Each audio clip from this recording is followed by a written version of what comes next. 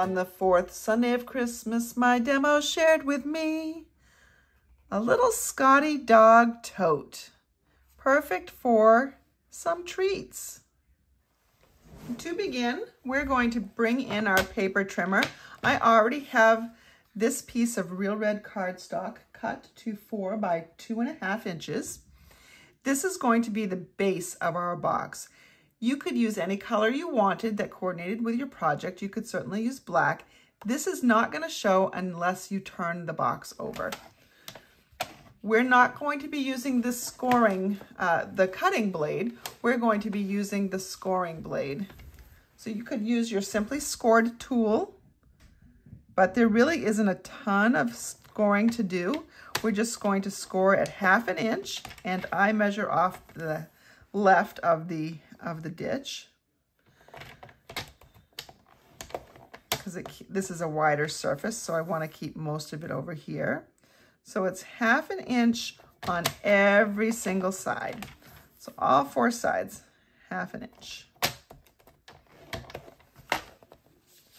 Once you have that done, we're going to take, I got a little bit of stuff on my scissors. We're going to cut up on this little vertical line only to that horizontal score line. And then I'm going to miter in a little bit. Because as you know, when we're creating boxes, mitering gives a cleaner edge. You don't have 2 things overlapping at the same time. I'm going to do the same thing on the opposite end. And I'm mitering just on those small squares. Do the same thing on the other side.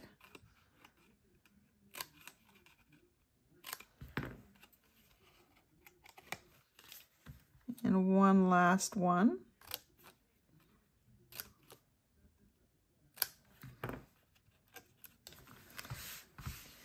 Now we will burnish on all of those score lines. Burnishing simply makes your lines clean on your box.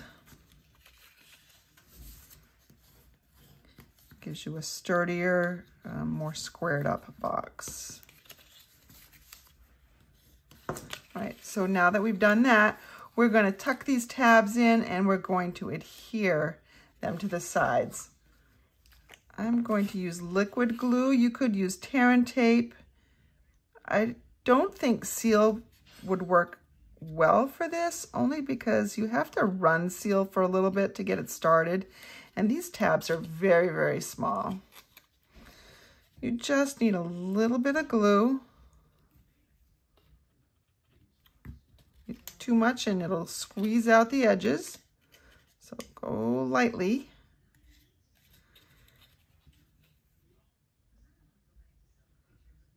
A little heavy there. Turn this in. Just wipe it away.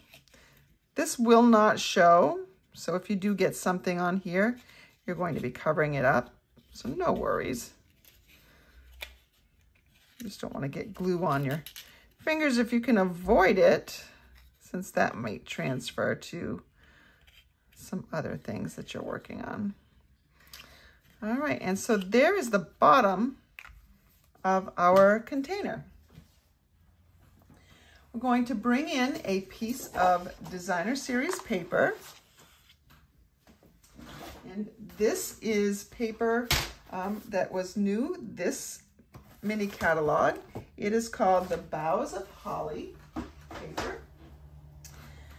We need a piece that measures 10.5 by 3 3/4. So you will be able to get three of these pouches or bags in a box, whatever I'm going to call it. I'm not even sure. You can get 3 of those from here. So 3 3/4. And then we will cut it at 10.5.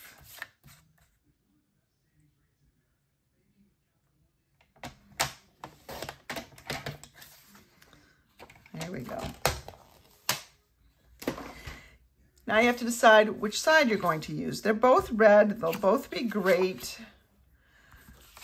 I love this side, but I think for my Scottie dogs, I want this side out. I'm going to be working on the wrong side then, the side that's going to go inside the bag. I'm going to bring my tear and tape in. Again, you can use Seal Plus if you want to, but I think tear and tape works splendidly, and it's a little bit thinner. We're just putting that right along the edge as much as we can. And we're going to put it on one end as well.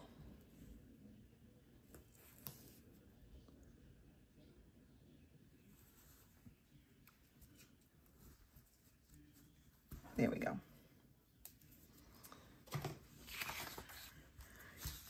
I like to burnish this a little bit, helps it remove a little bit better the backing. I'm only going to take off this particular backing right here. Now I could have used basic black for my base as well. I happen to use red. Going to start in the middle of one of the long edges and line this right up at the bottom.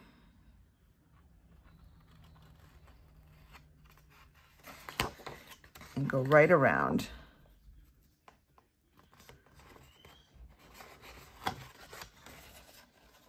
And we will make sure it's nice and tight and adhered in just a minute.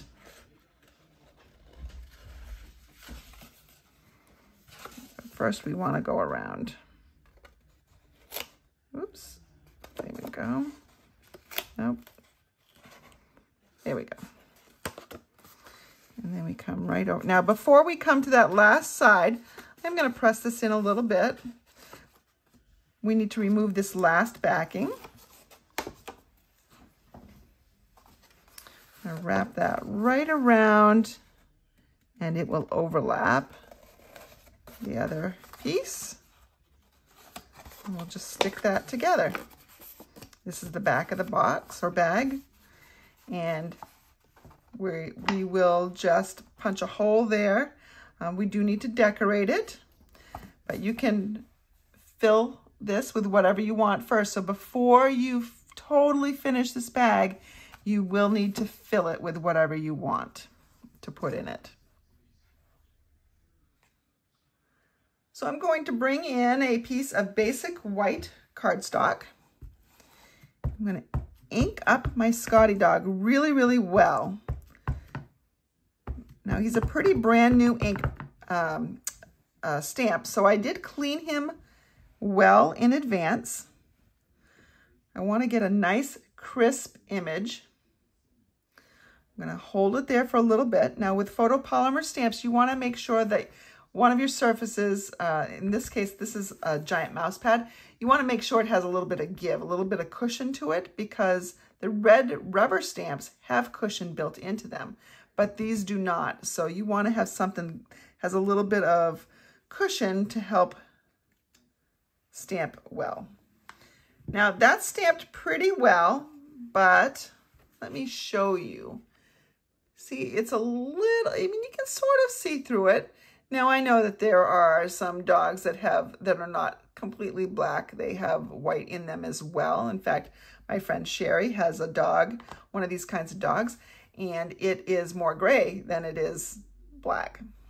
It has both colors in it, but if I wanted to stamp that again, I could be very careful in doing that because this is photopolymer, it is see-through. However, I prefer a Stamparatus. Let me show you. Okay, here is my Stamparatus. And it does come with a little cushion for when you're using a photopolymer stamp. Comes with 2 plates. I've only got one on here right now. The other one fits right in there. Comes with 2 magnets. Don't get these close to each other. They're very strong and they will pinch you for sure. I'm going to just stick this up in the corner and anchor it down with the magnets. I'm going to take my Scottie Dog and put him on my Stamparatus. So when I flip him over, he's going to stamp there. I don't want to waste so much paper. I'm going to move him over a little bit Yeah, that's gonna be good.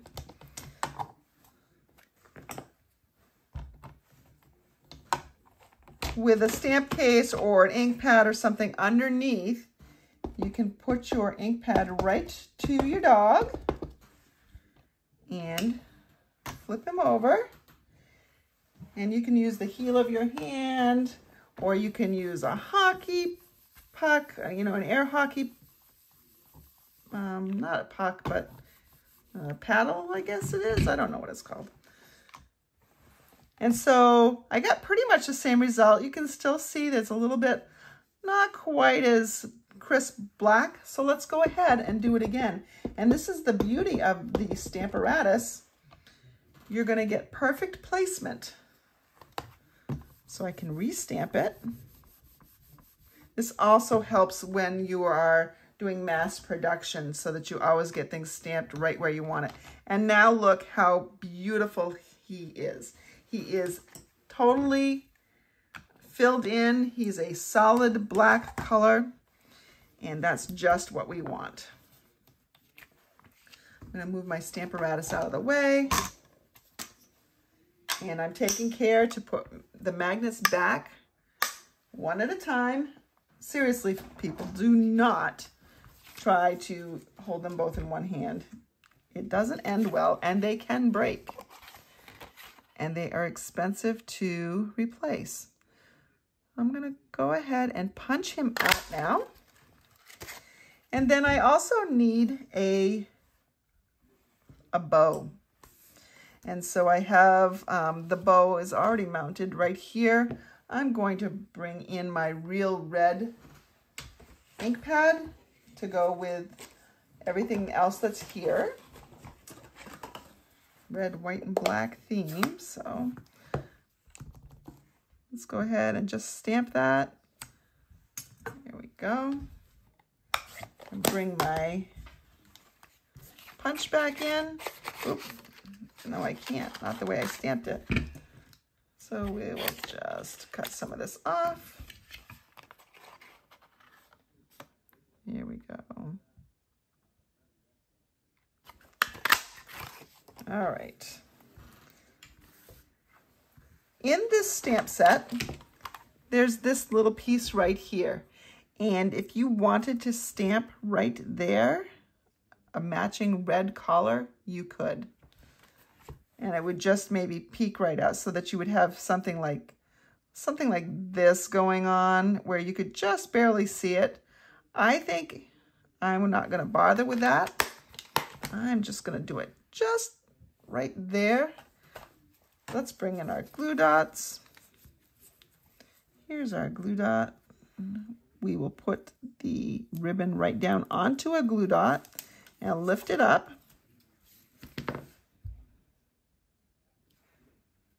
There. Look how cute he is. All right, now just a couple more steps and we will be done.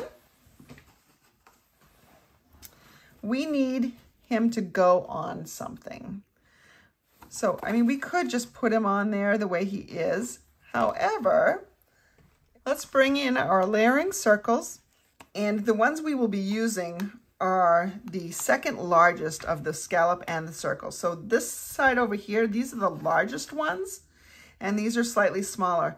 I'm going to take this one and this one.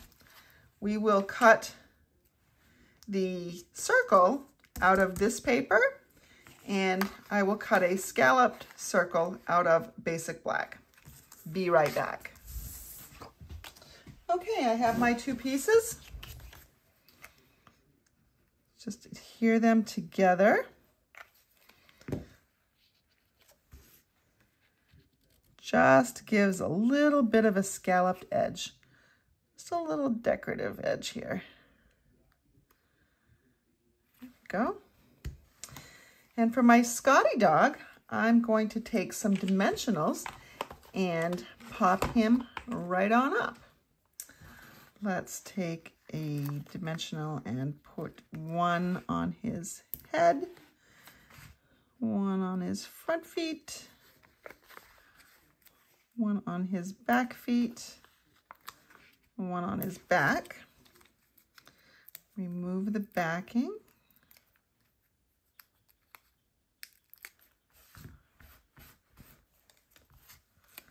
There we go. Just put him on there like so. So I know some of you probably thought, well, you didn't exactly punch that out perfectly, Sharon. The white up here is a little bit greater of a border than over here. And that's okay because my background is black and white and it doesn't really matter. The black dog pops off and that's all that matters. Let's go ahead and take some more dimensionals.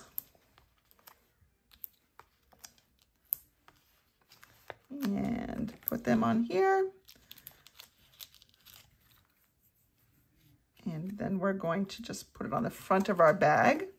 Now remember, there is a back, there's a seam, that's in the back. We're gonna put this right here.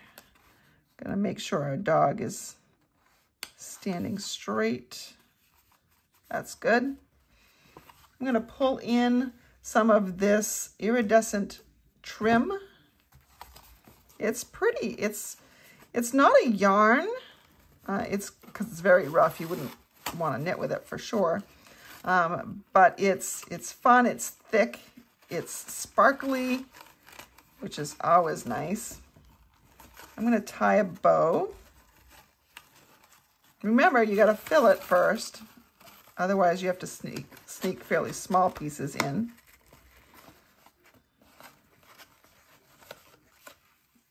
And we'll just tie a bow here. Make sure it's the way we want it before we cut the ends. There we go. Oh, am I moving off? I'm moving off camera, sorry.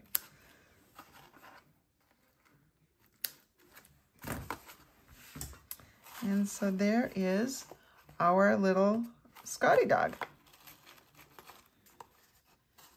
And you can see that there's the bottom, and it does not show, except for if you're looking at this angle. The edges, they are a little crisp right down here, but then they are perfectly rounded up there. Cute little bag in a box, box in a bag, something, tote, I don't know. No handles, so it's not a tote. But this is our 4th Sunday of Christmas.